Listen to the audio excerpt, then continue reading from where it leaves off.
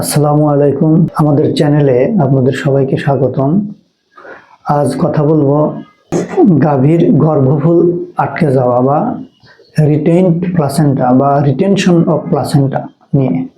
গবাদি পশুর বাচ্চা প্রসবের পর সাধারণত হরমোনের প্রভাবে ও জরায়ুর মাংসপেশির সংকোচনের ফলে সাধারণত 8 থেকে 10-12 ঘন্টার মধ্যে গর্ভফুল বা প্লাসেন্টা পড়ে যায়। কিন্তু গাভীর বাচ্চা প্রসবের পর যদি 24 ঘন্টার মধ্যে এই গর্ভফুল না পড়ে, তখন তাকে রিটেইনড অফ প্লাসেন্টা বা গর্ভফুল আটকে যাওয়া রোগ বলা হয়।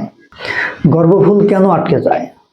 গর্ভফুল আটকে যাওয়ার অনেকগুলো কারণ আছে, যেমন অপরিণত বাচ্চা প্রসব করলে, যমজ বাচ্চা প্রসব করলে বা জোরপূর্বক বাচ্চাকে টেনে বের করলে, গর্ভপাত হলে, মৃত বাচ্চা প্রসব করলে বা বাচ্চার পজিশন যদি উলট পালট থাকে, সেক্ষেত্রেও এই সমস্যা হতে পারে। যদি ডিস্টোকিয়া বা প্রসব বিঘ্ন ঘটে, সেক্ষেত্রেও এই সমস্যা হতে পারে। সংক্রমণজনিত রোগ যেমন ব্রুসেলোসিস হলে গর্ভফুল আটকে যেতে পারে। ইস্ট্রোজেন হরমোনের অভাব হলে এই সমস্যা হতে পারে। অল্প বয়স, অধিক বয়স এবং পুষ্টির অভাবেও এই সমস্যা হতে পারে। বেশি দিন আটকে থাকলে জরায়ু প্রদাহ ও সেপ্টিসেমিয়ার কারণে গাভী শেষ পর্যন্ত মারা যেতে পারে।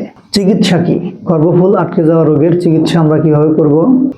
প্রথমে গর্ভফুলের ঝুলন্ত অংশ কেচি দিয়ে কেটে জীবাণুনাশক দিয়ে পরিষ্কার করে আস্তে আস্তে কেটে কেটে ফেলে দিতে হবে এবং জীবাণুনাশক পদার্থ দিয়ে কুসুম কুসুম গরম পানি দিয়ে পরিষ্কার করতে হবে। এরপর যদি সম্ভব হয় বা অবস্থা যদি বেশি খারাপ থাকে বা বেশিক্ষণ ধরে গর্ভফুল আটকে আছে, এরকম সমস্যা হলে অক্সিটোসিন হরমোন মাংসপেশিতে প্রয়োগ করতে হবে। যদি গাভীর দেহে জ্বর থাকে, তাহলে ডাক্তারের পরামর্শ মোতাবেক ব্রড স্পেকট্রাম অ্যান্টিবায়োটিক 5 থেকে 6 দিন প্রয়োগ করা যেতে পারে। এবং গাভীর তাপমাত্রা যদি স্বাভাবিকভাবে ফিরে আসে, তাহলে ক্যালসিয়াম বোরোগ্লুকোনেট ইনজেকশন 250 মিলি প্রয়োগ করতে হবে। জনিদ্বারে যেন মাছির উপদ্রব না থাকে, সেক্ষেত্রে জনিদ্বারের চারপাশে তারপিন তেল প্রয়োগ করতে হবে। এছাড়াও বাজারে বিভিন্ন কোম্পানির ভালো মানের গর্ভফুল আটকে যাওয়া প্রতিরোধক বিভিন্ন রকমের সলিউশন বা সিরাপ পাওয়া যায়, এগুলো খাওয়ানো যেতে পারে।